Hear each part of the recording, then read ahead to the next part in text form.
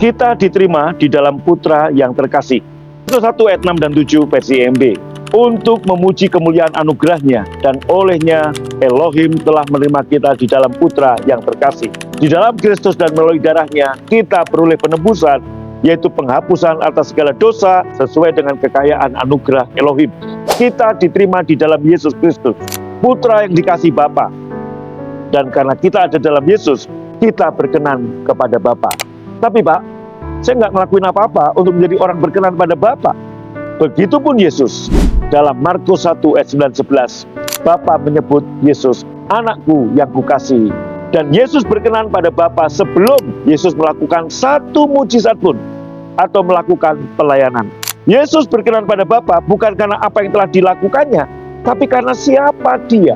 Yesus tidak melakukan apapun atau menyelesaikan apapun dulu sebelum Dia disebut anakku yang dikasihi dan berkenan kepadaku, kata Bapa. Kabar baik bagi kita adalah bahwa Bapa menjadikan kita sebagai milik Yesus yang dikasihinya, dan Ia menghapus segala dosa kita dengan darah Yesus, dan karena Dialah kita diselamatkan. Ini berlaku bagi setiap orang yang percaya pada Yesus. Saat kita menerima Yesus dalam hidup kita, Bapa menjadikan kita milik anak yang dikasihinya. Kita mengetahui kata-kata yang dikasih di sini ditujukan pada Yesus. Jadi mengapa Bapa tidak mengatakan diterima dalam Yesus Kristus saja? Bapak ingin menyadari bahwa sekarang kita adalah anggota keluarga dan dikasih sama seperti Yesus. Lebih jauh lagi, kata diterima di sini dalam bahasa Ibrani artinya jauh lebih dalam dari terjemahan bahasa Inggris. Kata diterima di sini berasal dari kata Yunani karito yang berarti sangat diberkati.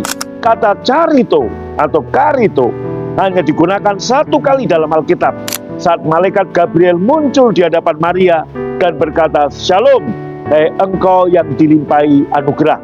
Allah besertamu, diberkatilah engkau di antara para wanita." Jadi, kita bukan hanya diterima dalam anak yang dikasihinya, tapi lebih lagi kita adalah sangat diberkati di dalam Kristus. Bahkan seorang ahli bahasa Yunani yaitu Trayer berkata, "Carito" berarti kita dikelilingi oleh berkat. Maka di gereja BFA kita mendeklarasikan, I am loved, I am blessed, I am favored, I am smart, I'm anointed, dan sebagainya. Ini adalah deklarasi yang powerful dan sebagai pengingat yang penting bahwa kita tidak sendiri dan ditinggalkan untuk berjuang sendirian dalam hidup ini. Kita punya Bapa Surgawi yang sangat mencintai, memberkati, melindungi, dan menjaga kita dan orang-orang yang kita kasihi. Mari berdoa bersama saya. Bapa, terima kasih karena aku tidak hanya diterima dalam Yesus Kristus, anakmu yang sangat Engkau kasih, tapi aku juga sangat diberkati di dalam Yesus karena aku dapat diam di bawah cintamu, berkatmu, dan perlindunganmu. Aku percaya, I am loved, I am blessed, I am favored olehmu hari ini dan selama-lamanya. Aku sangat diberkati. Amin.